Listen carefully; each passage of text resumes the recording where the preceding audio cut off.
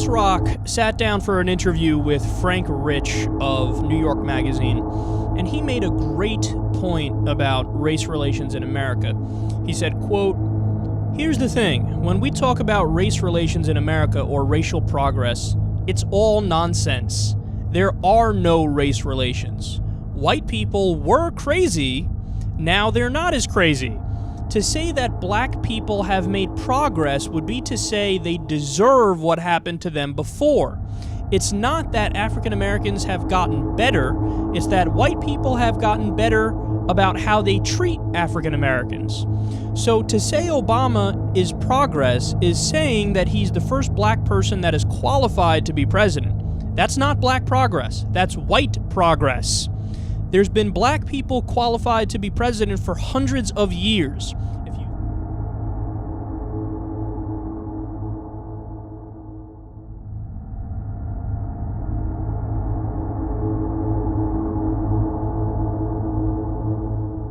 To the girl on Facebook who commented hashtag All Lives Matter after deeming the protest she attended a hateful event Martin Luther King would have been ashamed of. Call it an overreaction. Call it a riot, a violent protest.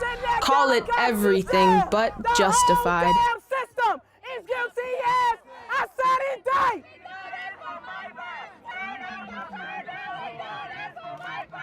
People are like, well, how are you going to get the hearts of people around the country? I'm gonna be honest, there are certain hearts that I'm not going to be able to reach because I'm seen as this angry black person, or I'm seen as, I'm seen as this rioter or this looter. Shut it down! Ask us to be polite, to stay calm, to voice grief with respect while our brothers' bodies are laid out on the street, sounding the alarm. Our bodies are threats well before they are human, and you still want to know the source of our rage. You fear our rage will happen across a storefront window. We can't just sit around hashtagging and retweeting things. We have to actually be out there. Black Lives organizer told me it was time to do something dramatic to wake up people to the reality of the police brutality issue as they see it.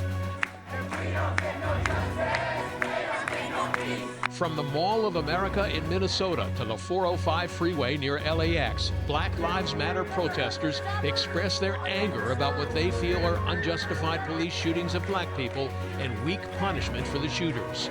The 405, already packed with holiday traffic from travelers trying to get to the airport and shoppers picking up last-minute gifts, was briefly shut down by the protesters who spray-painted their message on the freeway lanes. Police quickly cleared the roadway and protest leaders declared their point was made, even if it was made at the expense of motorists. We have hundreds of families who are going to be inconvenienced not only this Christmas, but every Christmas hereafter for the rest of their lives, because the state has allowed the taking of their family members with no repercussions whatsoever.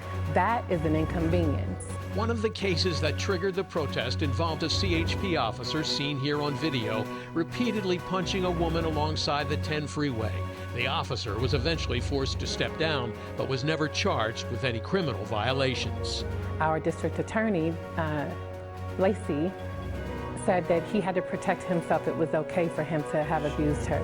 In fact, protest leaders say they intentionally chose to hold their protest on one of the busiest travel days of the year, regardless of the inconvenience. It's important when we protest, right?